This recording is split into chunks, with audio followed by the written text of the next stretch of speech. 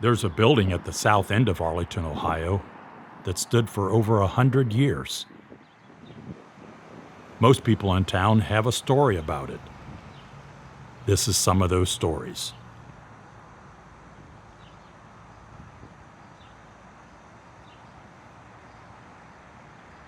Arlington, Hancock County, 10 miles from Findlay, population 1,492. Before it was a memory, it was a building. Before it was a building, it was a bet, a small town's bet on its own future.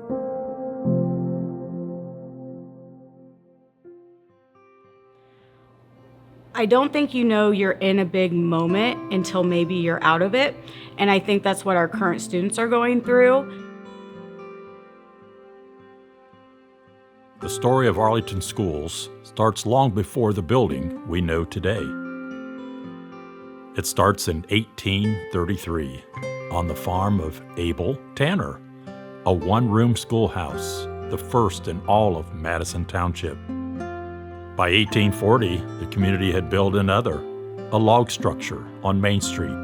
The students studied reading, writing, arithmetic, and the life of Washington. That was the beginning. The school system is probably made up of a lot of one-room school systems. Very basic, probably chalkboards at the front of the building.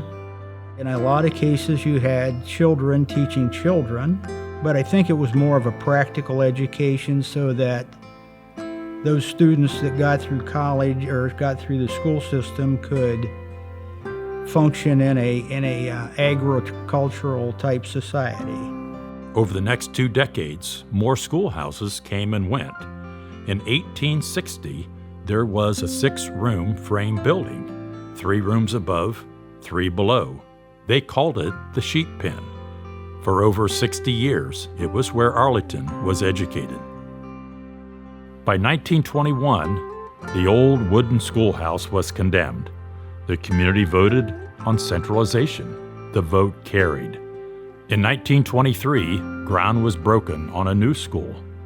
Thomas McLaughlin of Lima, Ohio, designed it. He was born in Oil City, Pennsylvania, and somehow got to Lima, Ohio. And at the time, I think the school system, the state of Ohio, had come up with some kind of basic standard design for school buildings. Because it was a standard design, they could get it built more quickly than if it was a custom design. And so I suppose they added their touches then on the outside of the building to, give it their signature design for their company. The building cost $130,000, nearly $2.5 million in today's money. For a village this size, it was an enormous commitment.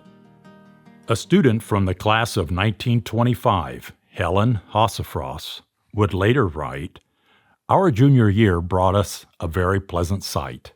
As we looked through the west windows of our faithful old schoolhouse, what should we see but preparations for a new building? September 8, 1924. We again trod the worn path to the schoolhouse to find a shiny new building awaiting us. We were not called by the loved tones of the old bell, but by a new gong. This hardly seemed natural. Our new building is fully equipped and up to date. We are glad for the new building, but we have not forgotten the old one, as we can still see where it once stood on its old stone foundation." We're probably very lucky that we got the building built when we did. Starting in 1914, World War I started.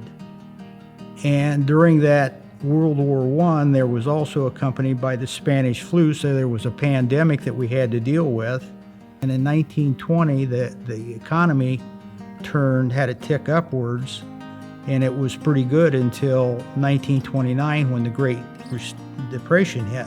So if we would have been too early with the project, it might have got not done, and if it was too late, got near or after the Great Depression, it might have not got done. So we were very fortunate that the founding fathers, maybe by luck or maybe by planning, picked the time that they did to promote the building and get it built. The people who built this school are gone now, but a few people still carry what was passed down. My dad was on the school board, and he always felt that the school was the most important business in town.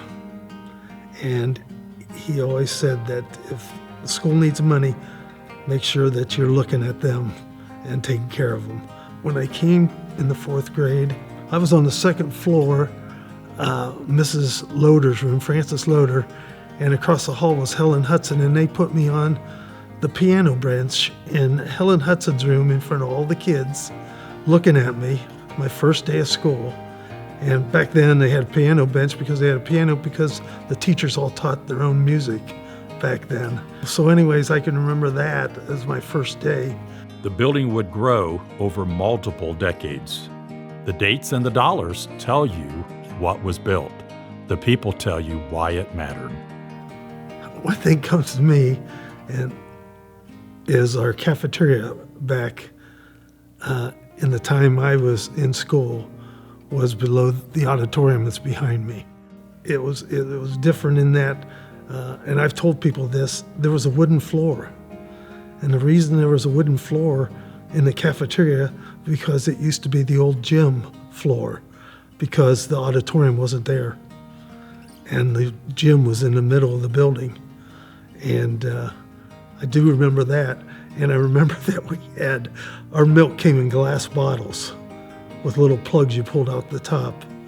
And I can imagine if those glass bottles fell on the tile floors today, they just shattered. But on the wood, they survived a lot of times. But I do remember that as something that was special about this school.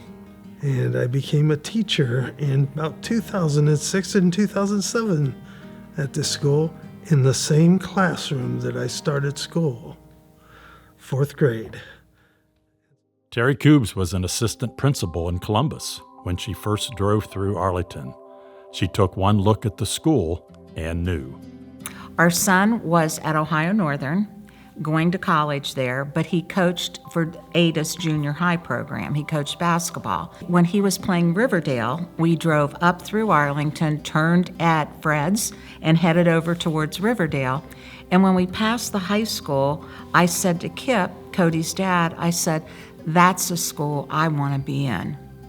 And we drove by it again on our way home. And when I got home, I told my principal, Sam, I said, I drove by the perfect school last night. And about a month later, he walked by my office and said, hey, Koobs, that perfect building, they're looking for a principal. You need to apply. Well, then I applied and I met Dave Rossman. It was driving by, and then it was Dave Rossman that he was the hook that really reeled me in, yeah. Kevin Hott was the elementary principal, and he and I hit it off right away. And Lee Anderson had left the building in perfect shape. Lee was the principal before me. He had done a stellar job. He had assembled a staff that was the best in the state. I used to tell people, I'll put my staff up against anybody in Ohio. I'll put my staff up against anybody in the country. That's what I walked into. I walked into thinking, how did I land here? I remember the day we covered the grain. The grain had gotten so high at the elevator that the elevator paid the senior class to come tarp it. And so we had spotters all around the bottom, and there were kids that literally pulled the tarp up the corn, the corn that is so dangerous, but they had somebody spotting them. And we had a lot of adults there. And when we were just about done, in rolls these senior parents with grills to cook lunch for all of us. That was 21 years ago, and I can remember it like it was yesterday. I saw potential in every kid, and I think I treated them like I see more of you than you do. I think you have more potential than you do. Now, come up to where I think you are. They are not the next generation. They are the now generation. And they were when I was here at Arlington. They were the now generation. 2012 was when our girls won the state in basketball. And we knew they were going to be in the Final Four. There was no debate about it. So we always took our New York City trip between basketball season and track and baseball and softball. And all the coaches knew those seniors were mine. And they weren't on their team, they were mine. Well, I had adjusted when we were going based on the girls going to state. And Jake Leonard and Thane Recker walked into my office as juniors. And they sat down and they said, Mrs. Coobs, we imagine that you've moved our New York City trip back a week for the girls going to state. And I said, yeah, I have. And they said, well, you need to move it back one more week because we're going to state too. And I don't remember anybody saying that before those two boys did. But I can see them walking out of my office and I'm thinking, okay, if they think they're going to state, then we'll move the trip back. And we went to state. The boys went to state. And it was good that I had moved the trip back. And I looked really smart for moving the trip back, but it was Thane and Jake that had me move the trip back. One tradition, when we started going to New York City, the first year I got a puzzle of New York City. And I put a table outside my office with the puzzle on it, and I didn't say anything. And eventually, the seniors picked up that that was for them to be building.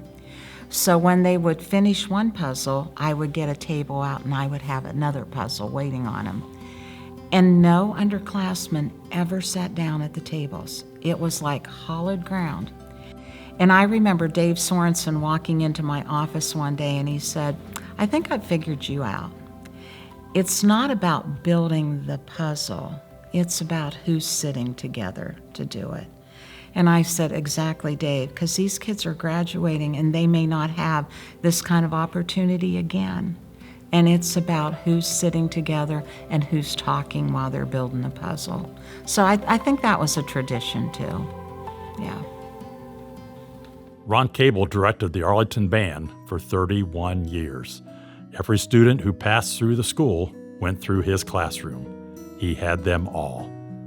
I was the band director here for 31 years, the music teacher for 31 years, junior high to through high school. So I actually had every student in required 7th and 8th grade music. I was here 31 years, and Bill Businger was the voice of the all-brass band for 30 years. And we started the all brass in 1968-69. I went to the board and to the band parents and asked them if what they thought about having an all brass band for football season and in the summer, and then concert band. And that was what really put the Arlington school and the community on the map, was the all brass band. And the rest is history. It really is. When you have 42% of the students in high school in the band, one year we had 50. We had 50% of the high school kids were in the band. And what do I contribute that to? I don't know. The national average then, I don't know what it is today, but was 4%. That's where the community gets involved. You want to be in the band. No, I don't. Yeah, you do. So, I don't know. It was just the enthusiasm that the band showed. You know, people would say, your band. And I'd say, no, it's not my band.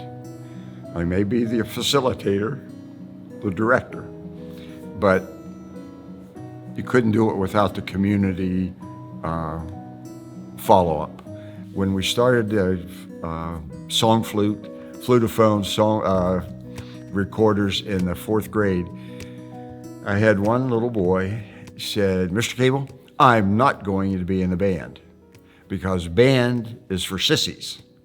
The next time we met, I had 3 senior athletes from the football team. And I introduced who they were, and I said, "What's special about you 3 fellows?" And they said, "We're in the band, and we'd like to know who in here called us sissies." That was it. Nobody said a word. But that young man joined band and was in it for all 8 years.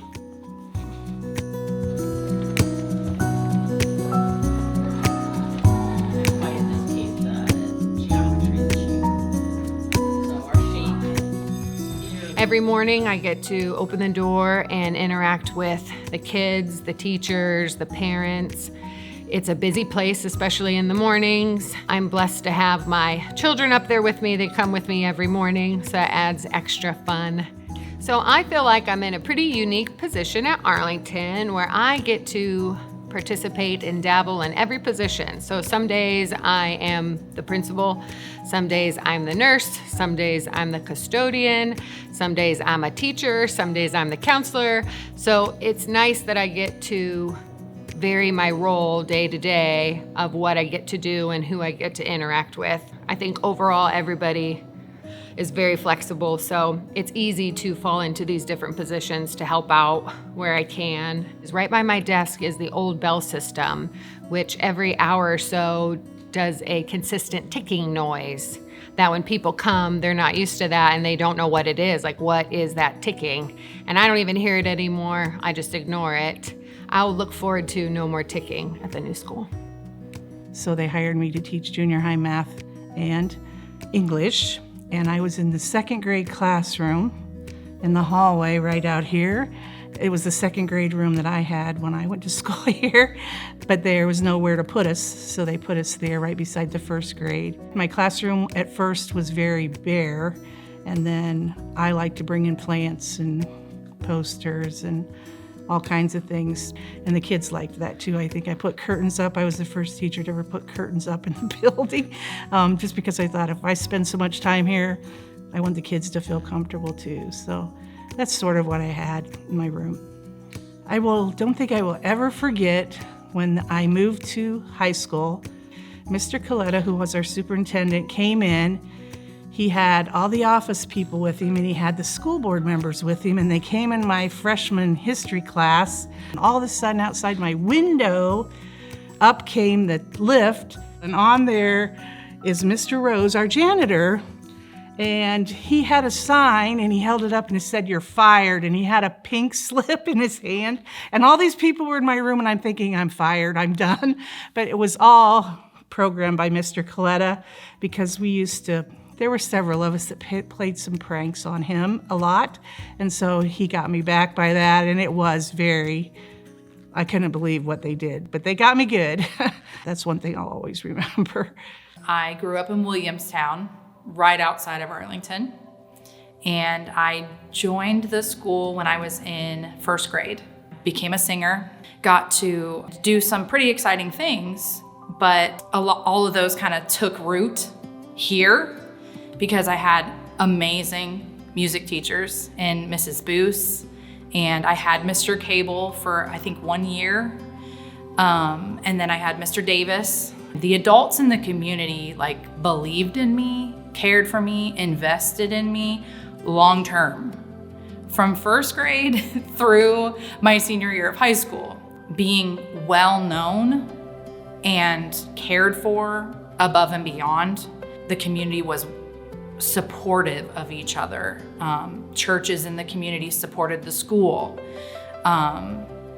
Teachers in the community or teachers in the school knew that my family had some financial hardship, and they helped us. What I take away from my experience here was community. I look back at my kindergarten classroom, and I know that my dad was in that same very kindergarten classroom. And now I look at my own children were in that same very kindergarten classroom.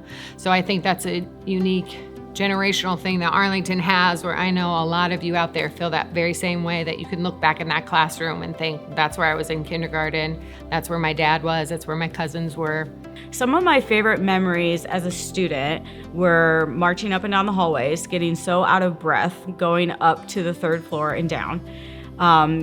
Also, powder puff, on the field we got to experience like the Friday Night Lights effect. The bandathon, the 24-hour playing of instruments where we took over the auditorium and the old gym and the smorgasbord. Lots of Arts Fest performances and Arts Fest artwork in the old gym. Just annual events that everybody was welcome to and expected every year. And those events will still continue, but this school has a special place and holds a lot of memories, and those are some of my favorite. Here, I never felt alone. And every time I return here, when I see someone that I went to school with, you pick up right where you left off. There's no downtime, there's no lag time. It's as if you're still in school together and you know that person from sitting in social studies or marching in the band together or singing in the choir together. You still know each other. Some of my friends, I see their kids and I am amazed at how I'm transported back to our friendships when we were little, because they look just like their mom or dad did when I went to school with them. And that just reminds me how I knew them really well and they knew me really well. And that community feeling was really a beautiful one, a gift. There were a lot of kids over the years. I mean, even in Little Arlington, it's hard to believe, but there were a lot of kids like that.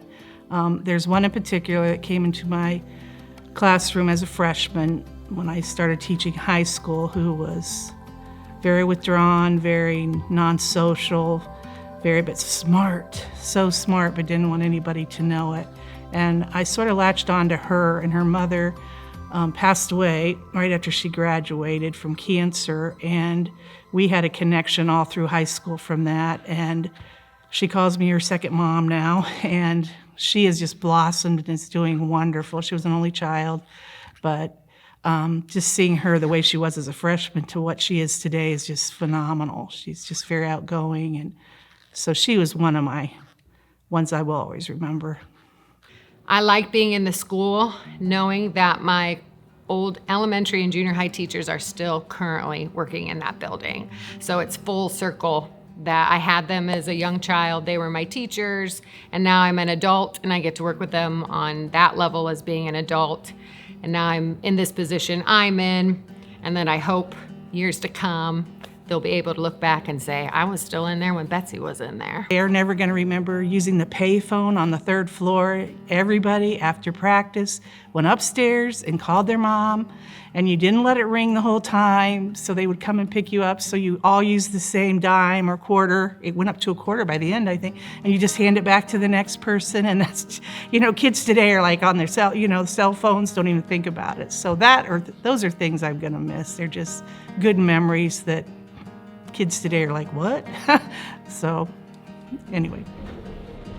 For decades, the building held, but time doesn't make exceptions. The building has been very good to us, but it has its challenges.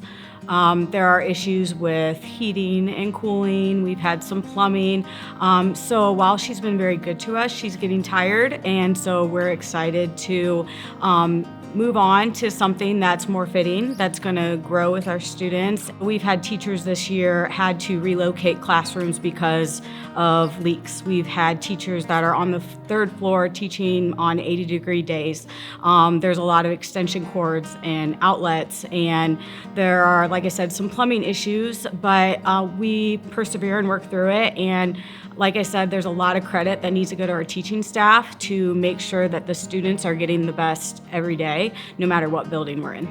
On the outside, on the things that people could see, the building was very well taken care of. We had great folks maintaining this building, but the things that were tough to see were the electrical pieces. We still have screw-in fuses, if you're familiar with those. We still had pipe work plumbing work that was running through concrete or through terrazzo that was deteriorating. And so we'd have a lot of things that were backing up in the restrooms. We might have an issue. We've had a few issues actually out in the alleyway where things weren't flowing like they should and it backed up into the alley. Of course, you have to call folks in to help us take care of that kind of stuff. So those were the things we were starting to see slowly. The building was just not able to keep up. It was tough to educate kids in a 21st century environment in a building that wasn't up to doing that. The plumbing was the biggest issue. Restrooms would break. We'd have to get into the chases and try and fix things, add pipe, take pipe out, remove fixtures. The plumbing in the cafeteria, we had some issues with the dishwasher. So a lot of those things, trying to get everything to flow and work right was really becoming a challenge. And we were spending a lot of money and time on trying to make sure all of those pieces were up and functioning. We couldn't do with technology what we needed for kids.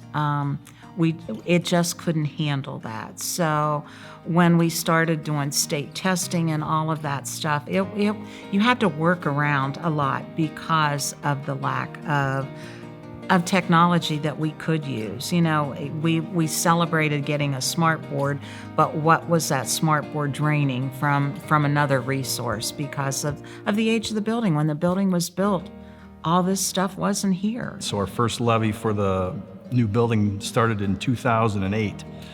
Actually 2007, we had another one in 2008, 10 and 11. We had 4 that we didn't pass. In 2013, we had another one ready for the ballot that we pulled off the ballot because the money was going to be, the money we would have gotten from the community would have been less than we could have used to build the building. The building was more expensive already. It was moving that quickly. And so that was where we started this many years ago. And then the board decided we're going to take a break. We're going to get our house in order, make sure our finances are ready. In that time frame, we purchased some land, as you know, to the west of our school district. And that's the land we are currently using to build a new building. So just west of here, we go past the football field and past the new track, baseball, softball field. That's where the new schools sit on 35 acres that the board bought about 10 or 12 years ago. The first few levies we know we didn't pass. This last attempt, we had I think it was 72% of the voters turned out, and the issue passed by 61%, which is a pretty substantial group of folks that came out and supported that. So I think everybody was supportive. I think they started to see it was time that this building was really not doing what we wanted it to do to educate our kids and to have a great experience for our kids. People don't keep their same car they had back in 1966. They upgrade. And farmers upgrade their equipment. And they're now using GPS and farming equipment. In our school, I just kept seeing John Iniger and Dennis Beard fixing stuff. And I said, it's time. And a lot of people thought the same way I did, that we need to catch up with the times. And it was time to do it. I mean, it's going to be, when it starts to come down, I think it's going to be emotional, it's going to be tough. But I think once we're in the new building, people are going to appreciate what we have over there. And maybe a little emotional moment for me was watching the press box come down.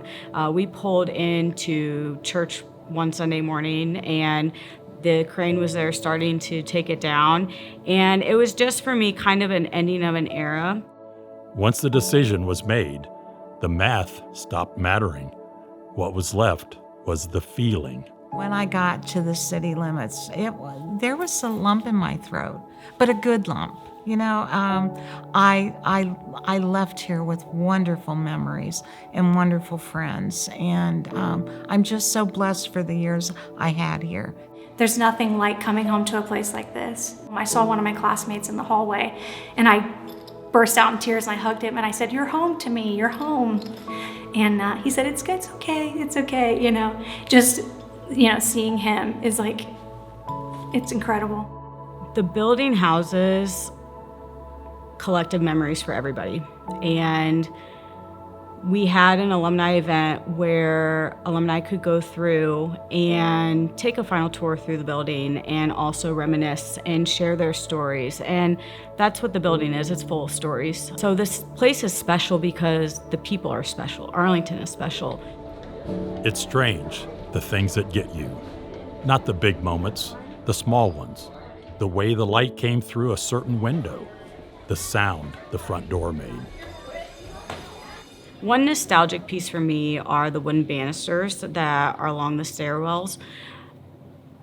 The kids that have used them going to and from classes, the generations that have used them, it just really tells a story. And because our new building's all one level, we won't have anything like that. And so I think those wooden banisters for me are something that I'm going to miss, that really speak to the age of this building. Instead of thinking, small town, I want to get out of here, I am beautifully reminded of how valuable this experience was. It was a blessing and it's a heartache too, both.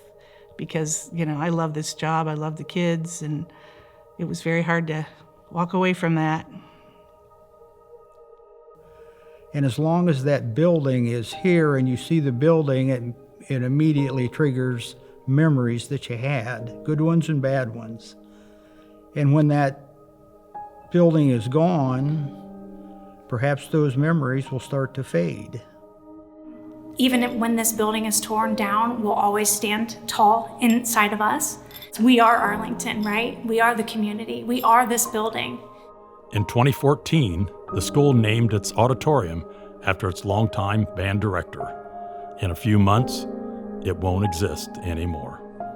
I guess I felt undeserving of that, but it's there, and every kid and parent that I had should be on there. You throw a pebble in a pond, and it makes ripples and then disappears.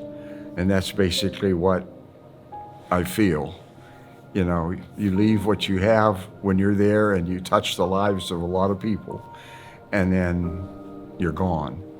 And in a month, the auditorium will be no more. And this whole school will be gone. And all you have is memories. But Arlington had been here before. In 1860, they built a wooden schoolhouse. In 1923, they tore it down and built this one. And nobody remembers the grief. They remember what came next. Just west of here, we go past the football field and past the new track, baseball, softball field. That's where the new schools sit. It'll be renamed. We've got a new address already over there, 1 Red Devil Way, which is kind of cool for folks. So the building itself was in the neighborhood of about $38 million. And then, as you know, we added on an athletic project, which encompassed a brand new track, new baseball, new softball, renovations to the football field with a concession stand and restrooms. And then we were adding an additional locker room here on what is going to be called the Main Street Gym. Everybody probably knows it as the 92 gym. But we added a football locker room, and then junior high athletics and football will stay over here in this building. So total project, we're in the neighborhood of about $55 million for everything that we did on the project. One of the things we talked about right out of the gate was we wanted it to face the center of town. We wanted the front of the building to face the center of town. We wanted that to feel like it was welcoming everybody in. This was a community building, a community event, and we wanted everybody to feel welcome here. So that was really one of the non-negotiables. And the other was we were doing a one-story. No more stairs, no more elevator, those kinds of things. So the design was to be one story with all of the things like art, music, whether it's instrumental, vocal, gymnasium, the auditorium, cafeteria, all those things in the center of the building. They would be centralized to do those things. First day of school this year, September 8th. So Labor Day's late this year. So September 8th is the first day of school in the new building. I think one of the neat things that we're going to have over in the new building that people probably aren't aware of quite yet is we're going to have this space where we're going to have an 86-inch digital board, and we're going to have all the yearbooks will be digitized, so you can look back through the 1900 yearbooks all the way through present yearbooks. But surrounding that, we'll have all kinds of memorabilia.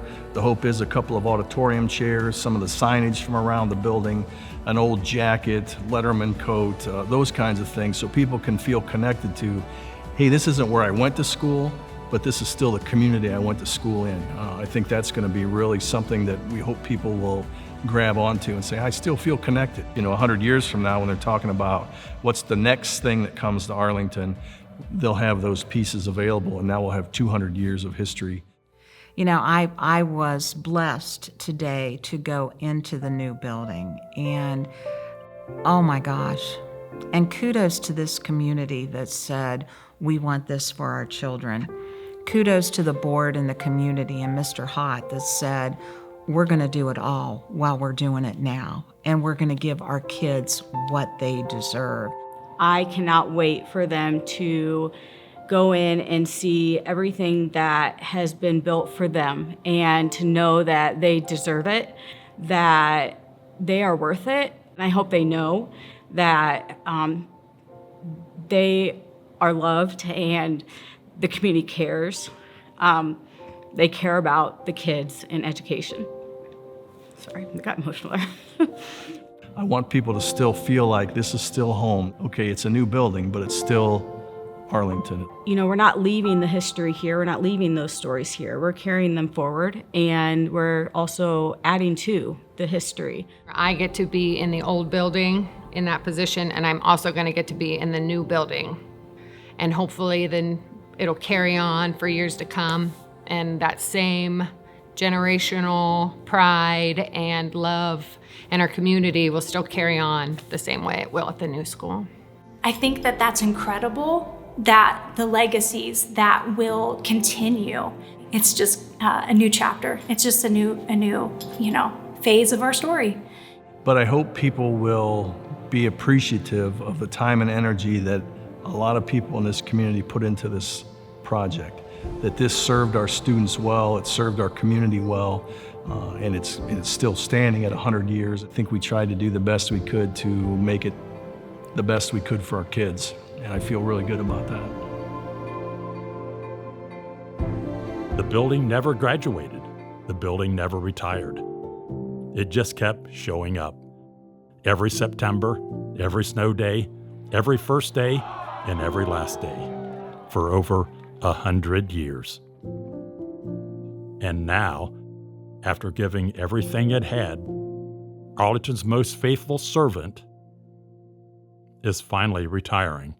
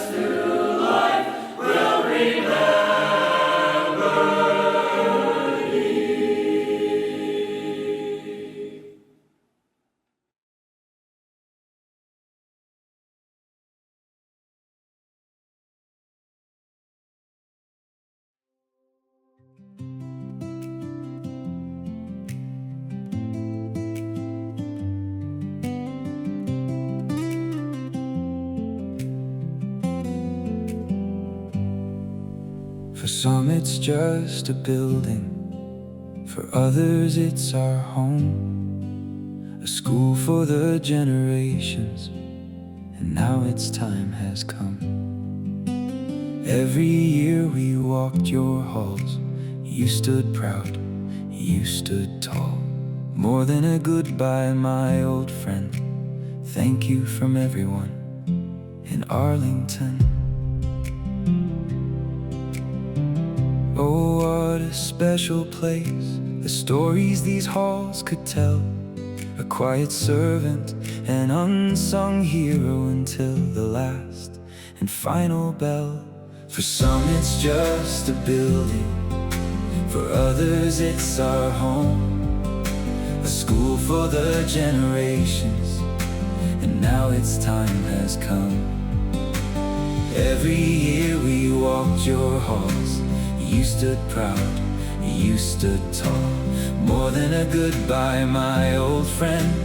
Thank you from everyone in Arlington. From the bottom of our hearts, we will never forget where memories were made, where friends first met. From Arts Fest to prom, the graduations, the games, exams and awards, the concerts and class plays. For some it's just a building, for others it's our home, a school for the generations. And now its time has come. Every year we walked your halls. You stood proud, you stood tall. More than a goodbye, my old friend. Thank you from everyone in Arlington.